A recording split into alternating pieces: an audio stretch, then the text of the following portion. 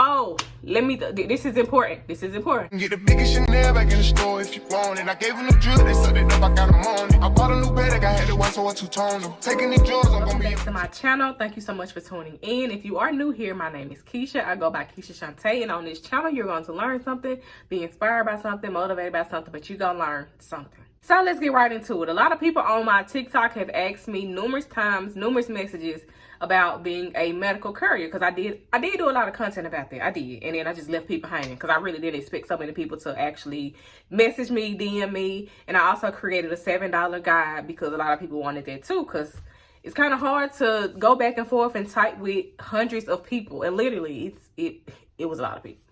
So I'm gonna tell y'all like the rundown of the beginning process to getting started, the daily duties, just everything of that nature. So first of all, let me first start by saying I have not done medical courier work since 2023. The end of 2023, I was doing medical courier work, and I stopped. And I stopped mainly because of the fact of my vehicle. I had vehicle issues, and I was not able to travel as much as I wanted to, or far as I wanted to make the money that I needed to. So I opted out of it. Will I ever start back doing it? I've been thinking about it heavy, y'all. I really have, but I'm gonna see. So anyway, the company that I started out with was called dropoff.com. Dropoff.com spells the way that it sounds. When I did do it, I don't think it was as saturated as it is now. Not saying y'all can't get into it, but I feel like more people are doing it now because it's more popular. But it don't hurt to try. You would apply as an independent contractor, and what I did, the email that I received a confirmation on as far as me applying, I reached out to them because they took too long. I'm sorry, they took too long. So I reached out to them, and then they called me actually, and they was asking me, hey, can you send this in? Can you send that in? And I did that, right? Sent that in, and they had me, I think they did my background and shit. I don't really remember how that part went, but I do know that we were waiting on something, and the next thing you know, they called me in for the orientation like the next week. The orientation was obviously it was unpaid because you're an independent contractor, but it was something that you needed to know, something that you needed to do to be able to start the job or whatever. Now it is fairly easy.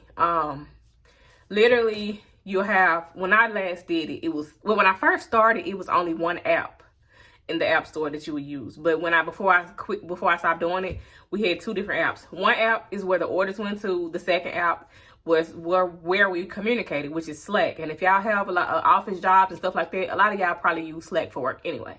The day-to-day duties, I was on a set time frame, more so because I was I had a set, it was a set time I had for my contract. But at the end, I removed myself from that set contract, and I was doing it by order. But when I first started, I did just message them, or where I would go to the location, the main office location. I would get dry ice, which they did at the time. They did give us like coolers and stuff like that, dry ice and ice packs. Because one cooler you will have your frozen things, and then another cooler you will have your room temperature or your refrigerated. So it was two different coolers, room temp and refrigerated and frozen. Frozen was by itself. We had to do your ice. So as far as like going to the first delivery, they'll send you the order in the app. It'll show up how much they paying for it. And you go to the location of where, you picking up at. Depending on the 9 times out of 10, if you go into like a hospital, clinics, or like that, stuff like that, you would ask the front person like, hey, where's the lab? But a lot of times the company will let you know or give you instructions for it. Like we had, I want to say about 15, a list of like maybe 15 of the most frequent places that we went to, and it'll give you directions step by step. Go here, and then when you get there, just tell them, hey, I'm here to pick up, or if you're dropping off, hey, I'm here to drop off. The thing is about it, some of the stuff is on a time frame, like the frozen, refrigerated. Depending on what it is, you'll have to go straight there, because sometimes it could be late. It could be anything, right? So you want to make sure you're doing these orders as fast as, quick as possible. As far as what we were actually delivering or picking up, it could be blood samples, it could be organs, body parts. Yes, body parts. I've delivered a lot of different things, honestly. And during the times where they were adding more to the contract, they even had contracts with a cupcake place. So like, it was a lot of different things. It was mainly medical stuff. Like, even we would go to customers' homes, to patients' homes, to deliver insulin, stuff like that, crutches. It could be anything, literally. The busiest times to me was early in the morning, like 8 o'clock, something like that. But I had orders as early as 7 o'clock that I had to go pick up. So I had to leave the house at like 6, depending on how far I had to go. But a lot of these orders, you can negotiate if there is room for negotiation. So like, if they send you the order and you feel like, this kind of low, I would ask them like, hey, can you add more to this? If they can, they probably will. If not, they'll tell you. But I did do that a few times. And sometimes they would add another order to it. That way it'll make sense when it comes down to gas. Now, if you have a vehicle that burns a lot of gas,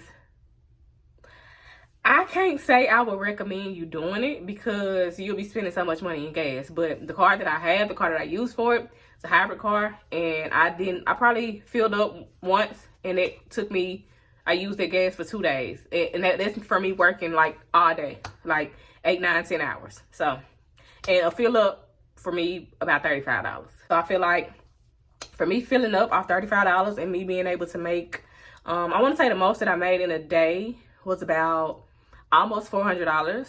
The least that I made in a day was less than $100. So it's kind of like, you know, on the food delivery apps, when the pay is up and down, like sometimes it's like that. When you're doing these type of jobs, you have to know how to manage your money, especially if you're doing it like only, that's all you're doing. You have to have a business mindset. You have to have a business mindset. I'm gonna just say that. You have to be able to manage your money. Make sure that you're paying attention to the things that you're spending, like gas, everything that you're using for the job, to make sure that it actually makes sense financially. At one point, it got to a point where it didn't really make sense for me financially once I got off of the contract that I was on.